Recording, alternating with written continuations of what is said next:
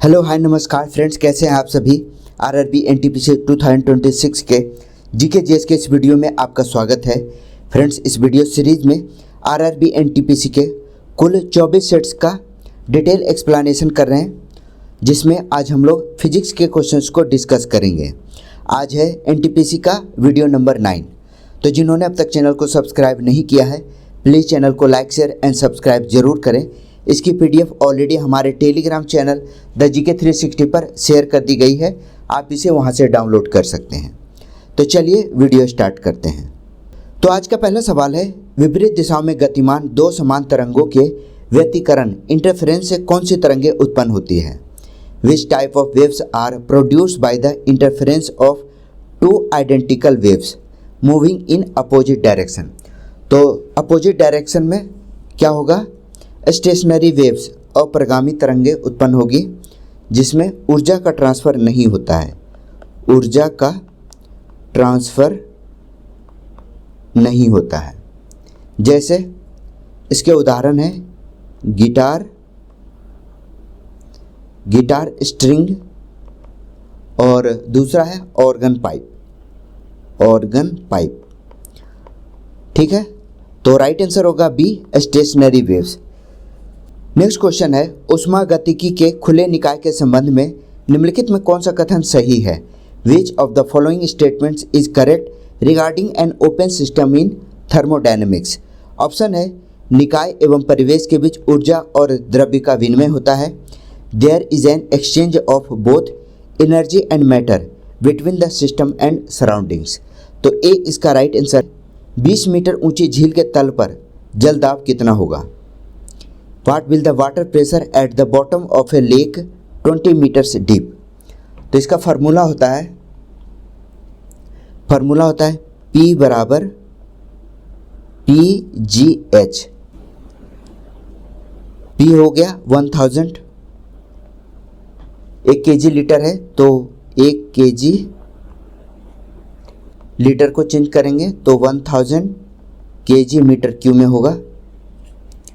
Unit का transfer, तो 1000 जी की वैल्यू है 9.8 और हाइट है 20 मीटर। तो राइट आंसर हो गया 196,000 पास्कल।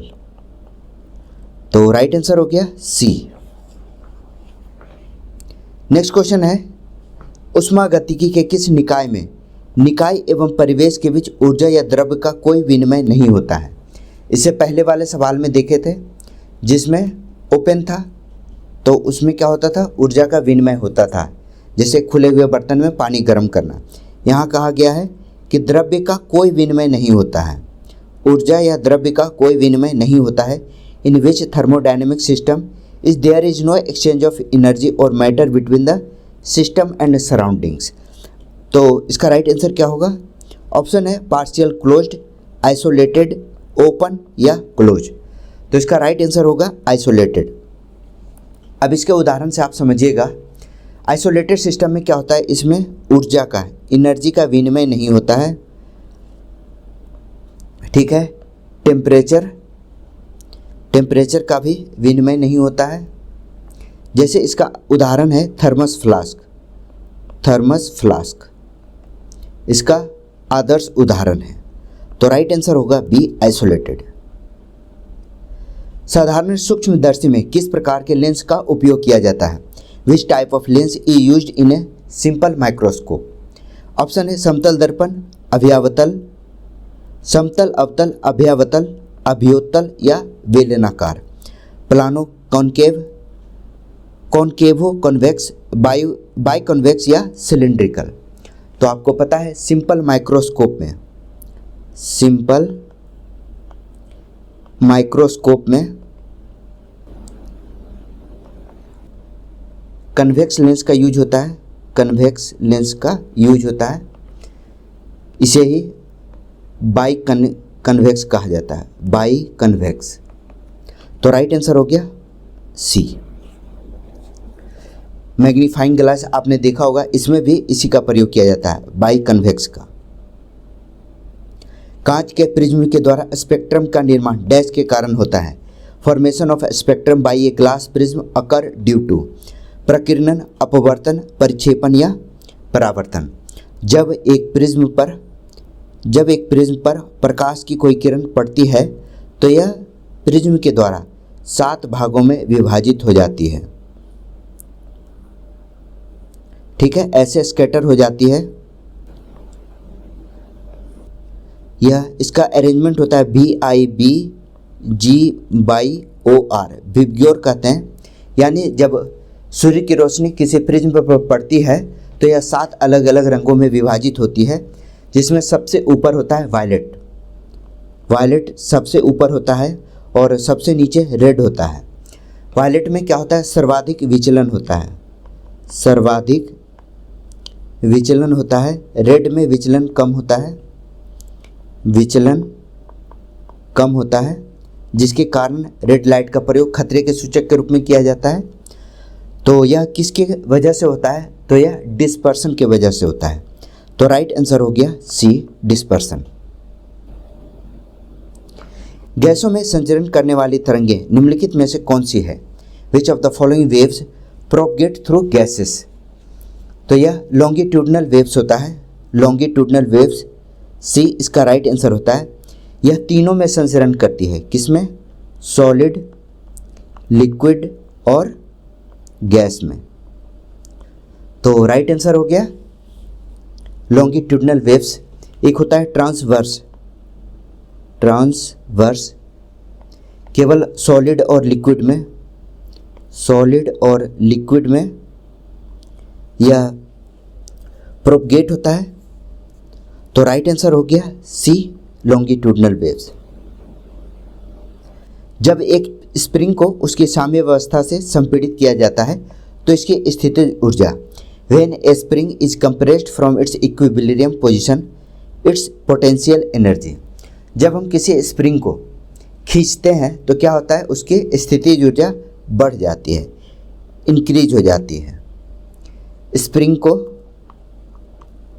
को कंप्रेस या स्ट्रेच करने पर, या तो कंप्रेस करें या स्ट्रेच करें, तो इसकी पोटेंशियल एनर्जी जो है वह इंक्रीज हो जाती है। ठीक है, और अगर यह इक्विलिब्रियम स्थिति में हो, यानी नॉर्मल सिचुएशन में हो, तो इसकी पोटेंशियल एनर्जी जो है वह 0 होती है। ठीक है, तो राइट आंसर हो गया सी। एक वस्तु को अवतल दर्पण के फोकस और ध्रुव के बीच रखा जाता है, निर्मित प्रतिबिंब डैश होगा। An object is placed between the focus and pole of a concave mirror, the image form will be. सवाल में लिखा है कि कोई दर्पण को, एक वस्तु को अवतल दर्पण के फोकस और पोल के बीच रखा जाता है। ठीक है, तो इसका प्रतिबिंब कैसा बनेगा? तो यह आभासी और सीधा बनेगा, वर्चुअल एंड इरेक्ट। सी इसका राइट आंसर है। नेक्स्ट है, समय t बराबर 0 पर 1 kg द्रव्यमान का पिंड 100 मीटर ऊंचाई से विराम अवस्था से मुक्त रूप से पतन शुरू करता है तो 3 सेकंड पर गतिज ऊर्जा की तुलना में 4 सेकंड पर गतिज ऊर्जा डैश होती है। एट ए टाइम t बराबर 0 a body of mass 1 kg starts free fall from rest from a height of 100 metre compare to the kinetic energy at 3 second, the kinetic energy at 4 second is. जब भी किसी वस्तु को free fall में गिराया जाएगा तो यहाँ 3 सेकेंड से बढ़कर 4 सेकेंड हो गया है, तो इसमें क्या होगा? तो इसमें 4 सेकेंड पर काइनेटिक एनर्जी अधिक होगी। तो राइट आंसर होगा सी। 4 सेकेंड पर पूछा गया है तो इसकी काइनेटिक एनर्जी अधिक होगी। निम्नलिखित में किस प्रकार के तरंग में माध्यम के कण तरंग संचरण की दिशा के समानांतर गति करते हैं? In which type of wave do the particle of the medium move parallel to the direction of wave propagation? Option है अनुदैर्ध्य तरंग, लॉन्गिट्यूडनल वेव्स, अनुप्रस्थ तरंग, ट्रांसवर्स वेव, वैद्युत चुंबकीय तरंग, इलेक्ट्रोमैग्नेटिक वेव, और नेक्स्ट है सरफेस वेव, पृष्ठीय तरंग। तो इसका राइट आंसर क्या होगा? मैंने पहले भी बताया था लॉन्गिट्यूडनल वेव्स होगा। यह माध्यम के कण संचरण के दिशा के पैरेलल चलता है, वेव प्रोपगेशन के पैरेलल होता है, वेव प्रोपगेशन के पैरेलल होता है। ठीक है, किसमें? लॉन्गिट्यूडनल में। ठीक है, ट्रांसवर्स में क्या होता है? ट्रांसवर्स वेव में तो यह परपेंडिकुलर होता है, परपेंडिकुलर होता है। तो राइट आंसर है ए, लॉन्गिट्यूडनल वेव्स। प्रकाश के समानांतर किरणों को फोकस करने के लिए मुख्यतः डैश का उपयोग किया जाता है। Is mainly use to focus parallel rays of light. तो इसके लिए उत्तल लेंस का प्रयोग किया जाता है, कन्वेक्स लेंस। ए इसका राइट आंसर है। कन्वेक्स लेंस में क्या होता है? इसमें पैरेलल रेज होते हैं, पैरेलल रेज होते हैं जो कि फोकस पर मिलते हैं, फोकस पर मिलते हैं। ठीक है, ऐसा होता है कन्वेक्स में। कनकेव में क्या होगा? कॉनकेव में पैरेलल रेज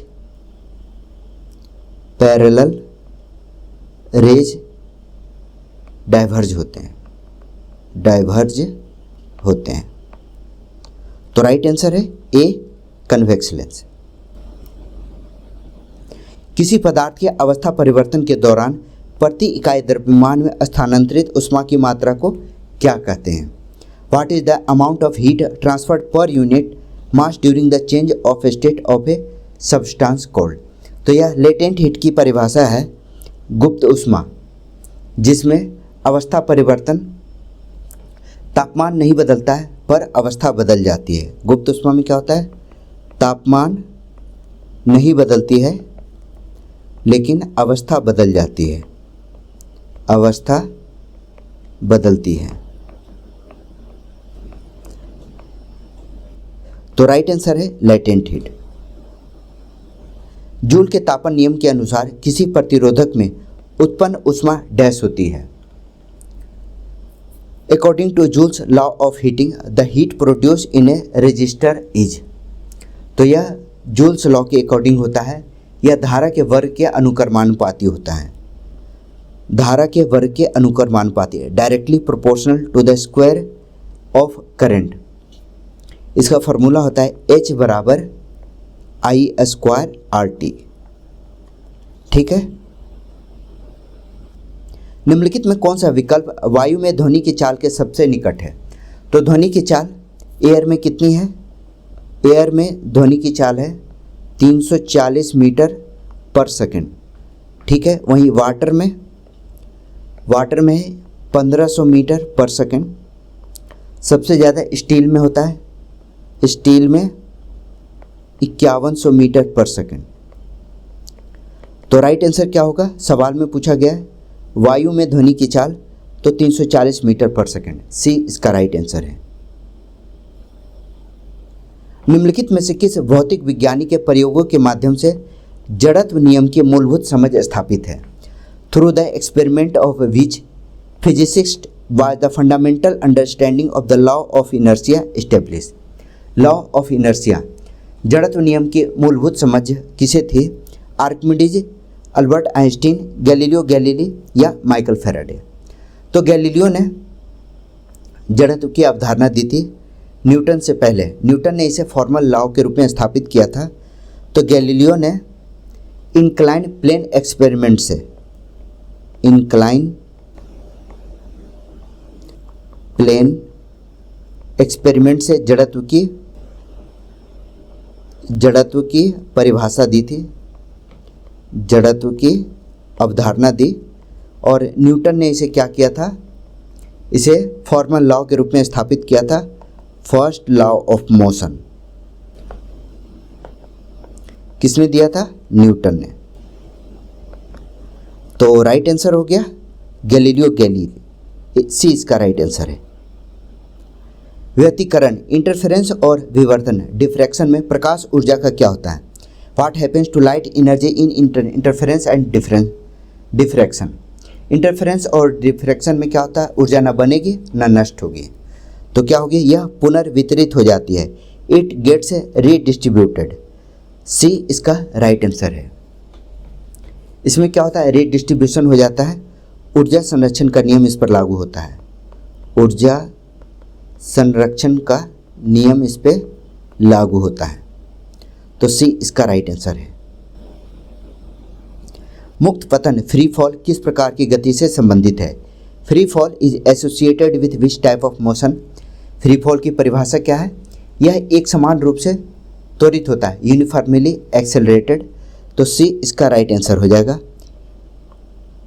यह एक समान रूप से त्वरित गति से फॉल करेगा, ठीक है।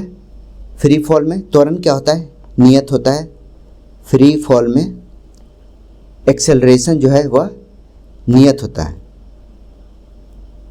यूनिफॉर्म होता है, एक्सेलरेशन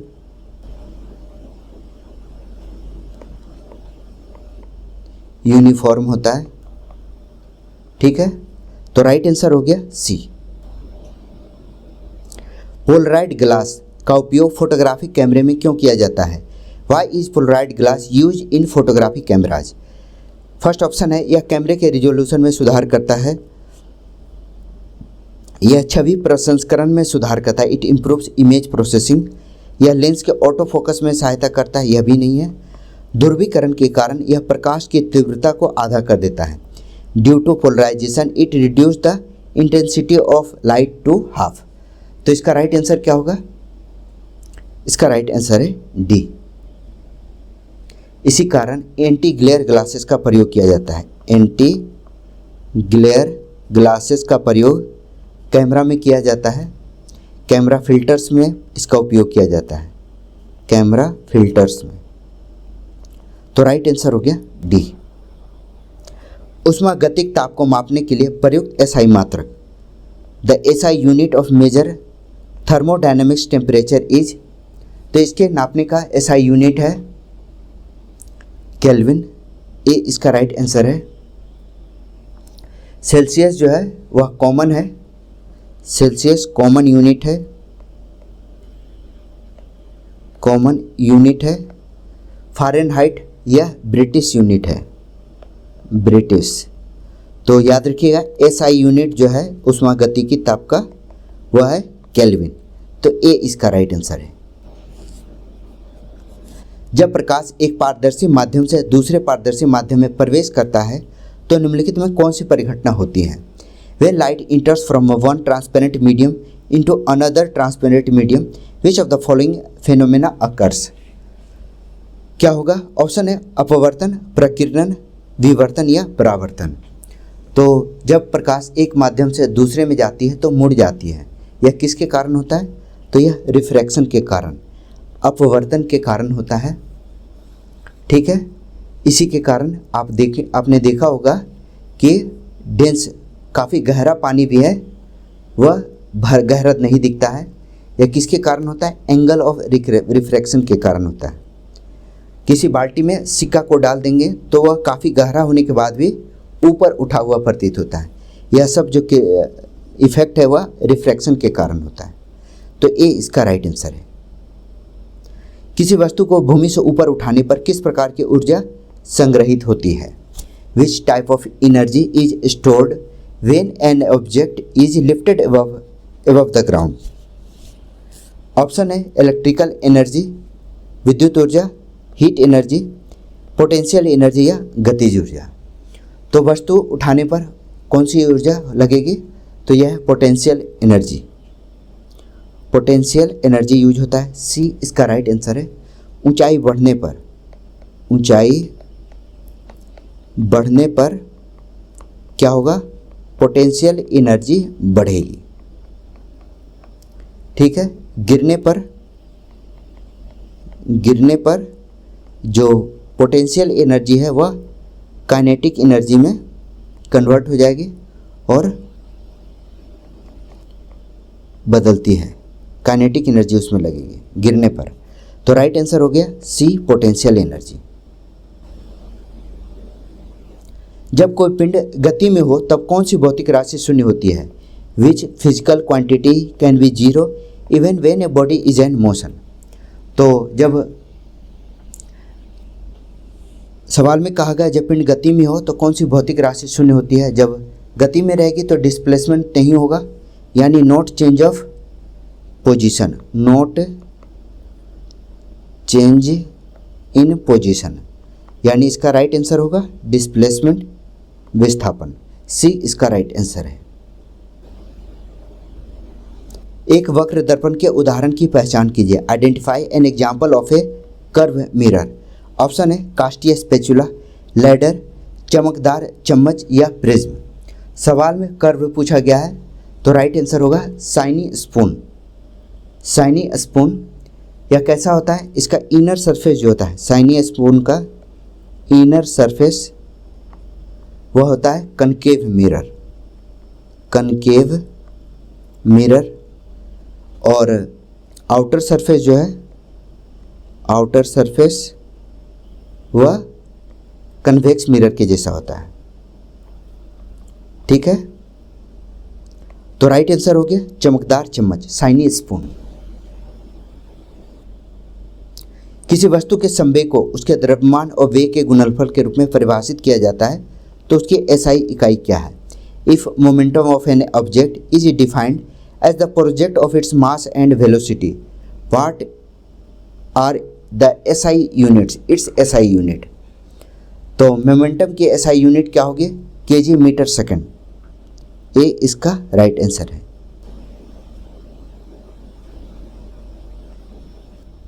द्रव चालित लिफ्ट और द्रव चालित ब्रेक की कार्यप्रणाली किस पर आधारित है। The working principle of hydraulic lift and hydraulic breaks is based on which of the following. आसान सा सवाल है। या हाइड्रोलिक लिफ्ट जो है वह पास्कल के सिद्धांत पर काम करता है।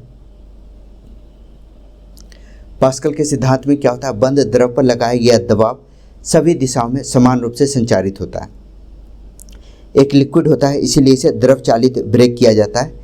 जब इस पर दबाव लगाया जाता है तो सभी दिशाओं में समान रूप से इसका प्रेशर लगता है, जिसके वजह से हाइड्रोलिक लिफ्ट, हाइड्रोलिक ब्रेक और हाइड्रोलिक जैक का प्रयोग किया जाता है। तो सी इसका राइट आंसर है।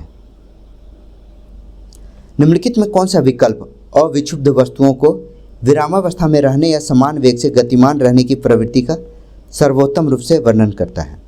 Which of the following option best describe the tendency of undisturbed object to remain at rest और continue moving with uniform velocity. तो यह जड़त्व का उदाहरण है। जड़त्व में क्या होता है, वस्तु अपनी अवस्था बनाए रखता है, जो पूर्व अवस्था उसे बनाए रखने की प्रवृत्ति रखता है। तो डी इसका राइट आंसर है। अगर आपको जड़त्व का परिभाषा याद रखना है तो यह है वस्तुओं को विरामावस्था में रहने या समान वेग से गतिमान रहने की प्रवृत्ति का सर्वोत्तम रूप से वर्णन करता है। तो यह है इनर्शिया। निम्नलिखित में कौन सा स्थितिज ऊर्जा का स्पष्ट उदाहरण है। अभी हमने पढ़ा था विच of the following is a clear example of potential energy. जलती हुई मोमबत्ती, गतिमान कार, गिरती हुई चट्टान या खींचा हुआ रबर बैंड। तो राइट आंसर होगा डी। रबर बैंड में क्या होता है, इसे खींचने पर, रबर बैंड को खींचने पर उसकी पोटेंशियल एनर्जी बढ़ जाती है। तो इसका राइट उदाहरण है डी, इसका राइट उदाहरण है। पदार्थ की निम्नलिखित में कौन सी अवस्था में कण एक दूसरे से दूर होते हैं और यादृच्छिक रूप से तेजी से गति करते हैं। In which of the following states of matter are particle are far apart and move randomly and rapidly. आपको पता है पदार्थ की अवस्था में सिर्फ गैस ही है जिसके जो पार्टिकल हैं वह दूर होते हैं। तो गैसीय अवस्था होगा बी, इसका राइट आंसर है। गैसीय अवस्था में क्या होता है, इसके जो पार्टिकल्स होते हैं वह दूर दूर होते हैं। जब कोई मोटर गाड़ी तेज चाल से अचानक मोड़ लेती है तो हम एक तरफ उछल जाते हैं। निम्नलिखित में से कौन सा कथन इस परिघटना की व्याख्या करता है। When a motor vehicle suddenly takes a sharp turn at high speed, we are thrown to one side. Which of the following statements explain the phenomena? तो यह जड़त्व के नियम के वजह से होता है। अभी अभी हम लोगों ने पढ़ा था, क्योंकि हमारा शरीर दिशा परिवर्तन का विरोध करता है, वो अपने पूर्व की दिशा में बने रहना चाहता है, जिसके कारण क्या होता है, हम उछल जाते हैं, चेंज इन डायरेक्शन। यह किसके कारण होता है? यह सेंट्रीफ्यूगल इफेक्ट के कारण भी होता है, सेंट्रीफ्यूगल इफेक्ट के कारण भी होता है। तो राइट आंसर है ए।